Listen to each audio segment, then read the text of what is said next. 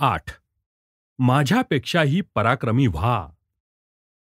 15 November 1924 रोजी मुंबई येथील सत्काराला उत्तर देताना सावरकर म्हणाले, आज या ठिकाणी बॅरिस्टर जयकरनी गुरुस्थानी शोभणारे श्री खाडिलकर यांच्या भेटीचा सुयोग आला आहे.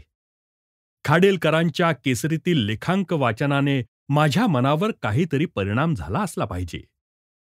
तानाजीसारख्या शूरवीरांना जेथे लोक विसरले होते, तेथे माझा पराक्रम तो काय असा विचार मनात येऊन हे सत्कार स्वीकारताना संकोच वाटतो.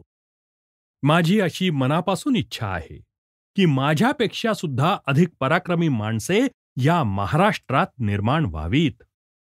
मी इंग्लंडमध्ये असता 1857च्या सेनापतीच्या थडग्यांवर कोरलेले त्याने आपल्या सर्व शिपायांना उद्देशून केलेले भाषण वाचले होते. त्यात सांगितले होते, थोडे असला तरी या प्रसंगी कर्तव्य केले पाहिजे. ते करताना तुम्ही कदाचित मरून जाल, कदाचित तुमचे नावही विलायतेत पोहोचणार नाही, पण इंग्लंड तुम्हाला विसरणार नाही. इंग्लंड कृतज्ञ आहे.